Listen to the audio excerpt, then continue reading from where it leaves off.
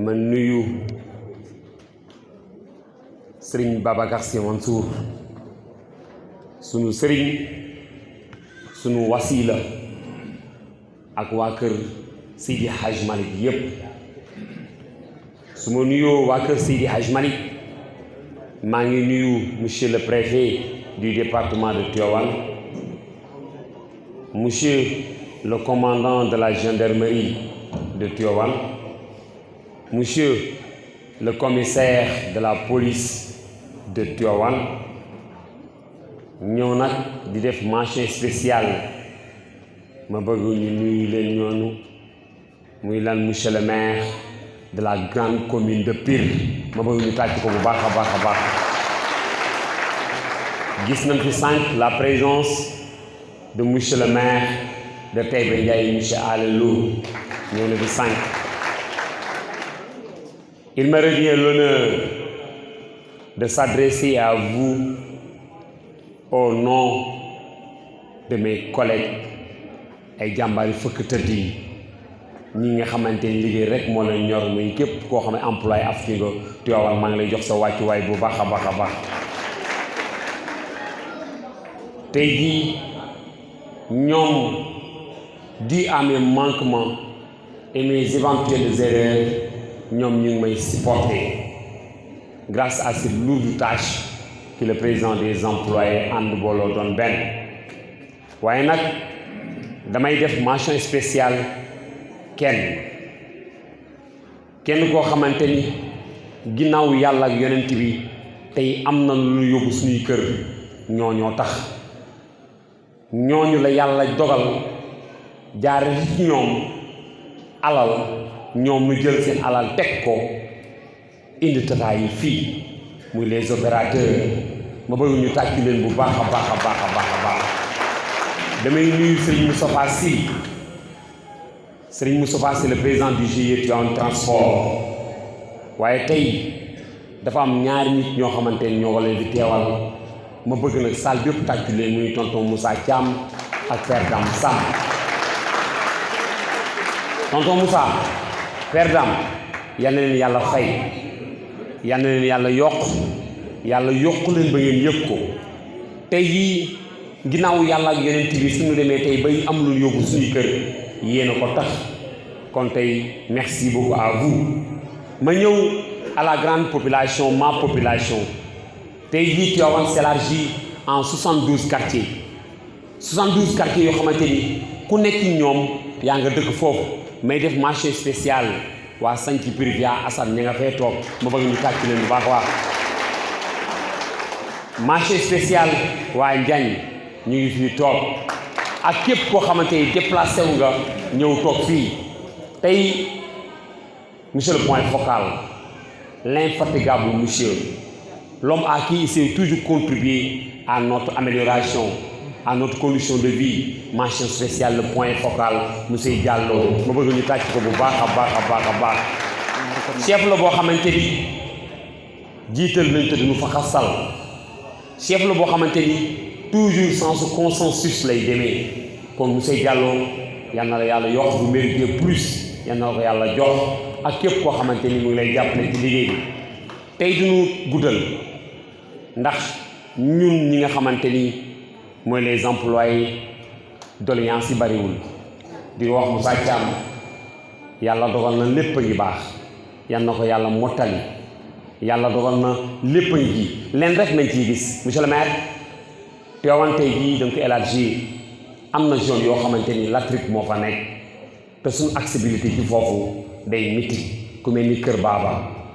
tey jii ñoom ambition dem Kër Saala sel ko tali yooyu yëpp dañ ko war a mën a goudronner pour que ñu mën accessible aux 72 quartiers de Tivaouane Kër Madiaye. monsieur le maire tali yooyu yëpp ñoo koo defar pour suñu oto gën a ñoŋ te fépp nañu bëgg a dem waa kër Assane dañ leen jox ñooy intervenir Assane de kër Santhie Pire ñoom ñëpp tey jii Tivaouane dañu war a élargir tata yi jëm fépp foo xamante ni doomu aadama yaa ngi koy toog parce que li doomu HLM bi di liggéey bëgg na doomu Santhie Pire bi mu dee ligne boo xam ne ligne bu constant la ligne boo xam ne bu pérenne la ci ñëpp. waaye nag Diallo dañuy terminer ci ñii mooy am na jigéen ñoo xamante ni 4 ans ci ren ñu ngi jox seen añ 4 ans d'existence mais ñooñu ñu ngi tibb seen añ di ñu ko jox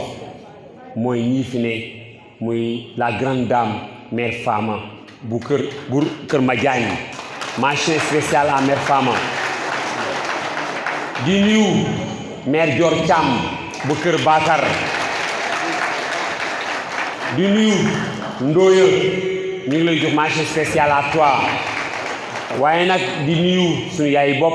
suñu xarit mère Ndeye Faye bu Kër Baba Alima di nuyu Boteur maire Boteur bu monument terminus Alima jiite yaakaar naa ni pour gàttal ndax après dañuy def ñu point de presse loolu na ñuy tënk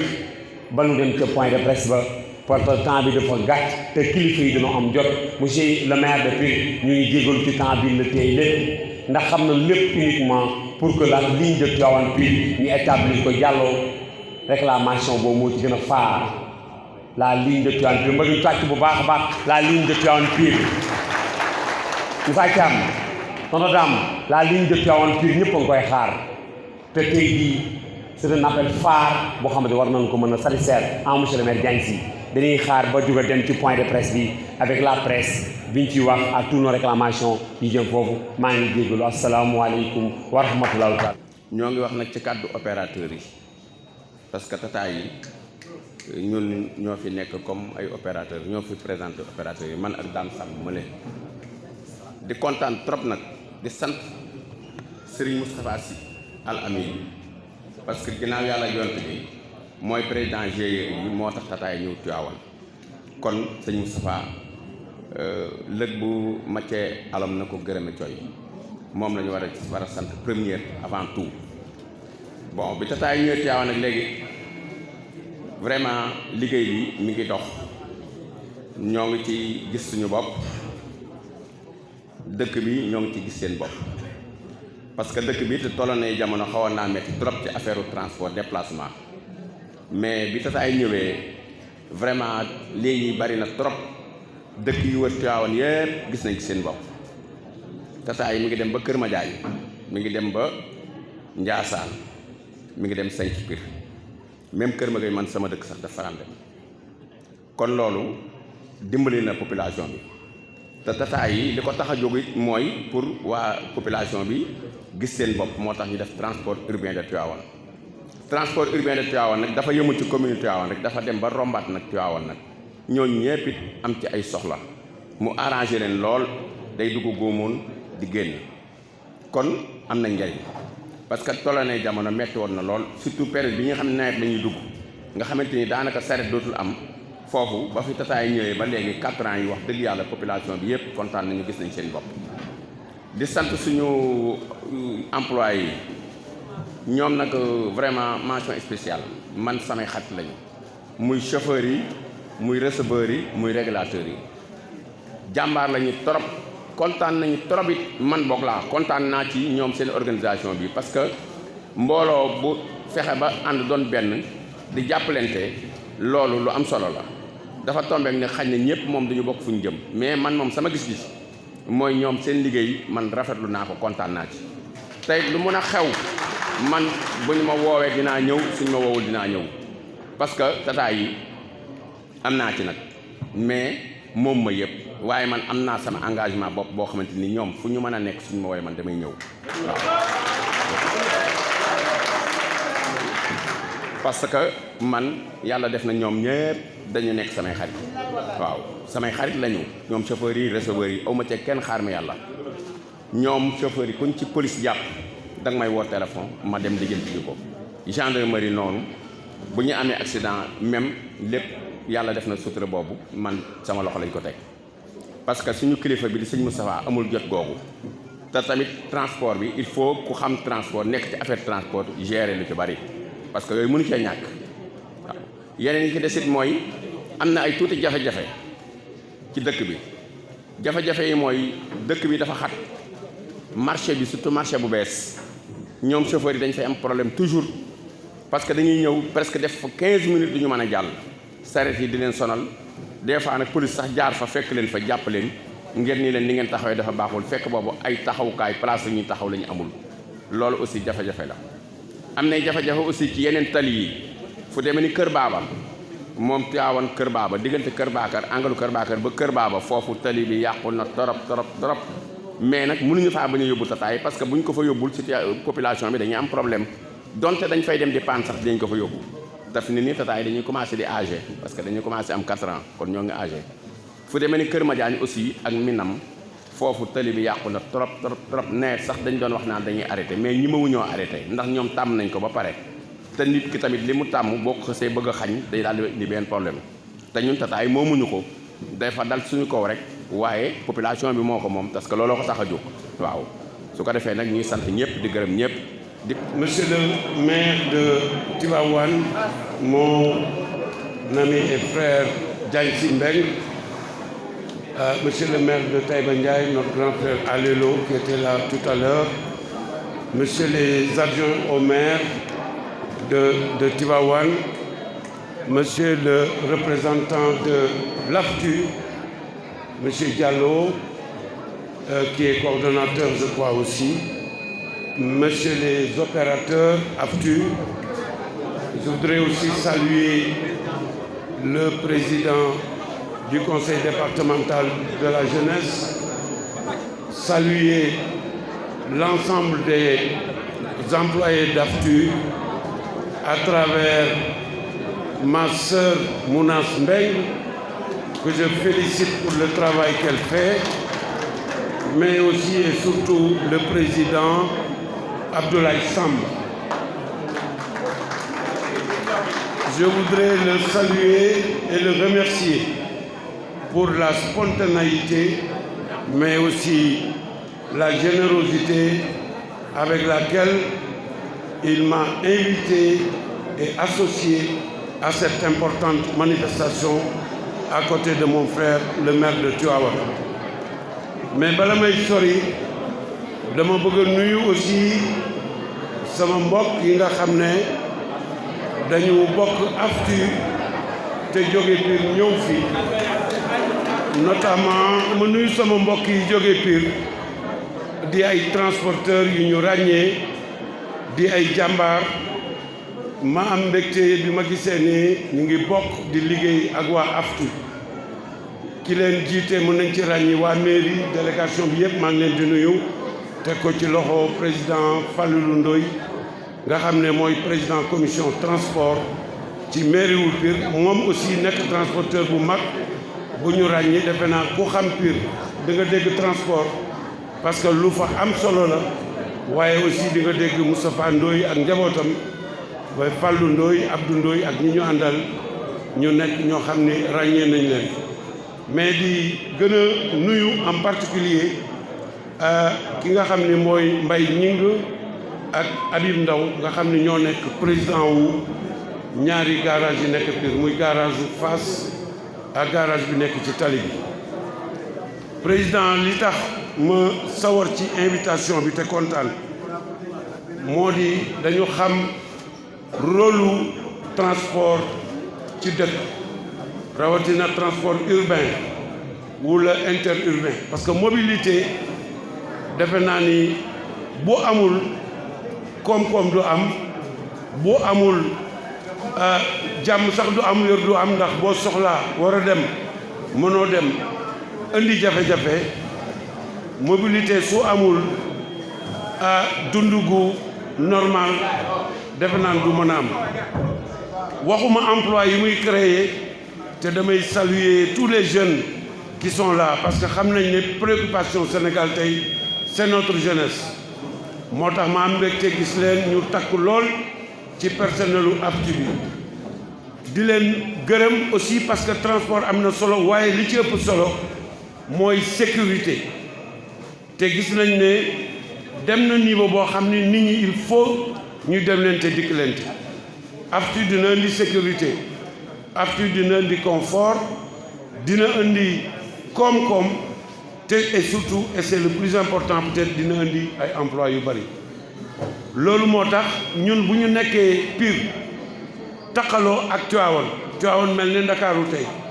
commune yi mu taqalool mooy Pire mooy Chérif Lo mooy Taïba Ndiaye mooy Pambal ñu mel ni Ndakaaru ak banlieue ñu war a am ay lignes de transport yoo xam ni du ma ni interurbain la sax urbain la parce que intercommunalité bi mi ngi mel ni 19 communes Dakar ci seen biir Pire ak Tivaouane ñoo taqaloo Kër Gallo benn la Chérif Lo moom kenn waxu ko parce que Ndiassane nañ ci biir Tivaouane soo génnee nii jëm Taïba Ndiaye noonu soo génnee ne jëm Pambal noonu maanaam benn dëkk la ñu wër ko ñun ñëpp donc ni village dépendant yi demee daanaka noonu la communes yooyu demee te communes yu amuñu doole bu ñu mën a élaborer ay politique publique yu am envergure su fekkee ni amuñu masse critique gu nit yoo xam ni mën nañ ci doy mën nañ ci sukkandiku moo tax ñun ñu jàpp ne ñun juróomi maire yi dañu war a ànd ci autour de notre frère Diagne Sy Mbengue ak yéen ñi nga xam ne ñooy acteurs économiques yi ñu réfléchir ba am système boo xam ne système de transport efficace lay doon loolu li muy indi monsieur le maire moo di day laaj sunu ñi yore transport sunu différentes communes ak waa AFTU buñ ci bokkul déjà ñu toog ñu waxtaan nan lañ mën a def ba Pire Tivaouane Pire Fass ak yeneen yoon yi nga xam ni mën naa nekk ñu xool nuñ koy organiser ba ña fa nekkoon aussi di ko liggéey yore ay clando ak yeneen mën ci gis seen bopp loolu day indi ñu xool ak waa AFTU nan lañ mën a def peut-être au niveau institutionnel si gouvernement bi ba jàppale leen ba ni AFTU lawe fépp mu gën ko lawe ci département Tivaouane ba suñu jàmbaar yooyu ma lay wax mën a accéder ñoom tamit ci moyen de transport yi nga xam ne nekk ay opérateurs beneen bi mu laaj je pense et c'est important moo di ñu jàpp ne ñun ñëpp dañuy àndandoo demandoo wala du ñu dem fenn intercommunalité dafa am solo moo tax may profité ci occasion bi di ko gërëm ci li nga xam ne déjà wàllu mbalit ñun jàpp nañ ne intercommunalité mooy solution bi am nañu centre de tri bu mag a mag fii nga xam ni mbalitu Pire déjà Tivaouane nañ koy indi muy lu rëy ci ñun ñu war a gën a doole suñu doole ba ñeneen ñi di indi bu mbalit mi balee centre bi dina gën a am doole boo xam ne danañu mën a valoriser déchets yi comme ni nga xamee ni am na yeneen projet yu mag yu ñu bokk maag yow ak yeneen maire Alelo di ko dox muy Promojet pour que industrie mbalit mi ñu teg ko ci kaw beneen nga xam ne mën nañ ko dox te bu ñu àndee ci lay gën président de la République am na projet yu mag ay projet de désenclavement projet mobilité des populations problème sécurisation transport mu di le projet Promoville dafay defar ay tali te soxla nañu ñun Pambal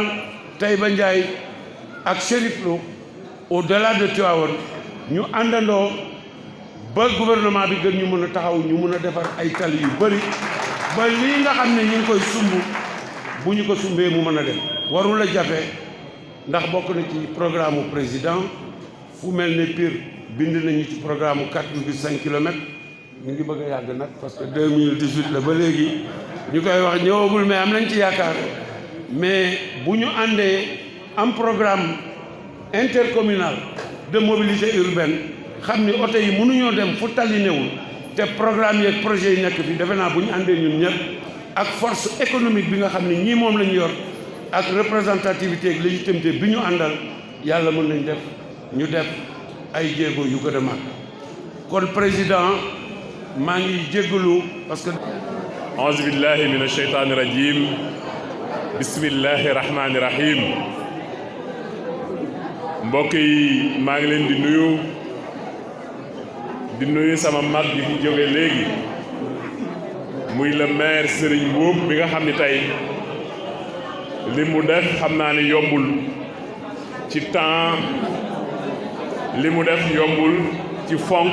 invitation bi nga xam ne invité woon nañ ko mu ñëw ànd ak man ci première activité boo xam def nañ ko léegi te Seydi Jamil ñëw wax fi wax yu am solo yi nga xam ne wax na ko fi léegi mu nekk nag nit koo xam ni nit ku xarañ la bokk ci benn think tank boo xam ne ñu ngi xalaatal président ci lépp loo xam ne mi ngi jëm ci réew mi ma nuyu ko nuyu tous les autres maires wax nañ ma ni le maire Alé Lo jaar na fi mais également les autres maires le maire de Pambal le maire de Chérif Lo ñoom tamit yónnee nañ fay délégation ngir fekkee waxtaan bi monsieur le président Abdoulaye Samb maa ngi lay nuyu di la féliciter yow ak ñi nga xam ni ñëpp ñoom nga séqal association bi nga xamante ni ñi liggéey ci AFTU ñoo ci bokk ma taxaw tuuti ci ces jeunes là rafetlu bu baax a baax seen taxawaay ci Tivaouane Olof Njaay mooy faral di wax ni ndorte day sew kon Xaasim li nga wax léegi ci sa jumeau Abdoulaye Samb wax ni bëgg a bëggal njabootam mais aussi rendre service dëkkam moo ko ci dugal incha allahu taala loolu du ko rëcc je suis bien placé pour le dire ndax ba ma amee sama maîtrise boobu am naa ko ba pare damaa ñëw Tivaouane di peese xale yi di leen jox ruy di waxtaan ak jigéen ñi di leen wax naka la ñuy demee di yóbbu seeni doom vaccination ba yàlla tey jii def ñu lim ñu def kon Ablaye li nga jàpp bu ko bàyyi yow ak ñëpp ñi nga xam ne yéen a ngi ci opérateur yéen a ngi ci agent yi di liggéeyal seen dëkk incha allahu taala am na lu leen yàlla dencal te bu ñëwee yéen ñëpp di ngeen bëgg ma nuyu bu baax monsieur Diallo bi nga xam mooy point focal CETUD mais nuyu bu baax a baax ki nga xam ne jël na fi kàddu nekk sama sœur muy Mounas Ndiaye santoon Mbengue te léegi mu sant Siis ma koy nuyu di rafetlu kàddu yi mu fi jël wante nag di remercier ci seen tur waaye balaa boobu ma nuyu les opérateurs et en tête le président du GIE Serigne Moustapha Sy Al Amine te tey jii Dame Samb ak Moussa Thiam ñëw toogal ko fi ñuy rafetlu kàddu yi nga xamante ni Moussa yëkkati nga ko fi mais aussi di sant jigéen ñi nga xam ni xam nañ ni seen ay njaboot ñooy liggéey ci biir AFTU ñu leen di jàppale ci wàllu dund comme ni ngeen ko waxee di leen jox añ saa su ne muy Adja Dior Thiam di soxna Fama Ndiaye di soxna Botor Diaw ak soxna Ndeye Faye yéen ñëpp maa ngi leen di remercier ci taxaw yi nga xam ne yéen a ngi koy taxawu ces jeunes là di wax ne rek transport dafa am solo ci dëkk ndaxte su ñuy wax développement transport mooy li nga xamante ni mënu cee ñàkk seen thème bi ngeen développé tey muy l'intercommunalité et le développement thème bi suñu amoon jot dinañ ko tasar ba ngeen xam ni vous avez bien choisi le thème wante ngeen xam ni rek lii ngeen commencé bés di ngeen toog di fàttaliku naan ñun ñoo ko fi dooroon ci lu toll ci fukki bus ak juróom développement intercommunalité bi amul secret ñi ngi waaj a def lotissement bu ñuy wax lotissement Yadjin war nañ fa def lycée war nañ fa def hôpital ci Yadjin war nañ fa def un espace ouvert numérique ouvert mais loolu yëpp du doy waa Tivaouane waa Pire dinañ ñëw waa Jaksaaw dinañu ñëw waa Ngaye Mékhé sax dinañu ñëw di fa jàngee mais loolu bu ñëwee jaratul wax defe naa ni transport bi dina développer boppam mais nag mu nekk un transport intra-urbain tey suñu sañoon bépp quartier ci Tivaouane oto yi dañ fay dem defe naa ni yàggul dara def nañu fu mel ni Sancu Pire yàggul dara def nañ feneen ak feneen mais am na fu ñu jot a def ay tali ku ne xam nañu tali état moo am dooley defar ko wante ñun góor-góorlu nañ ci ba nga xam ni moom la ñuy woowee les villages rattachés ñu am luñ ci def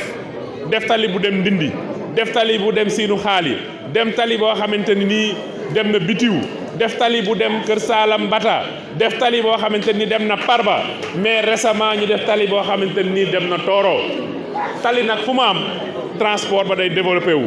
et à l'endroit de l'union des cœurs de Mbodiène Ndiop Kër Matar Ngone et cetera ma leen di wax ni loolu ñun suñu yitte la pexe yañ defoon ba jóg dem Mbodiène gis ni fii ku fi def jàkka yell na fi ñu uti ay moyens tabax jàkka ji clé en main joxe caabi yi te kenn ñaanuñu ko dinañ def lu mel noonu ba nga xamante ni nii tali dina fa am. lii may wax nag waxuñu ko pour rek parce que laaj ngeen ko dafa fekkoon mu doon suñu yitte yàggul dara ñii fekk nañ sama kër directeur général programme national de développement local zone boobu déjà ñaan naa benn poste de santé ñu may ñu ko te zone boobu laa ko war a def l'argent est déjà disponible au niveau de nos comptes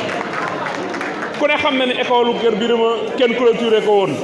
ñun dañu bàyyi xel fépp fuy Tivaouane ak lu ñu fa war a def duñu xaar ba population yi diñu ko laaj li des nag mooy avec le PNDL avec l'AGEROUTE tali yi nga xamante ni nar nañ ko fa def buñ ko fa defee GIE bi ci boppam ñoom ñooy jóg taxaw daan ni kat ligne bii rentable na ci ñun ndax ña fay jóge di ñëw Tivaouane bari nañ guddi ak bëccëg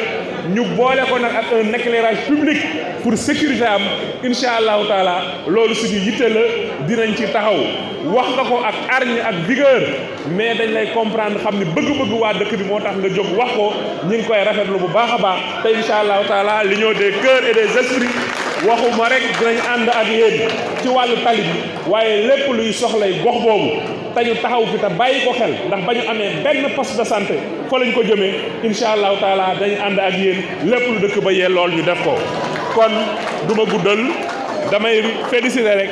waa AFTU à travers le président Samb wax leen ni yéen a ngi am rôle bu am solo ci biir dëkk bi lu ñu mën ànd ak yéen jàppale leen pour dëkk bi jëm kanam dinañ ko def.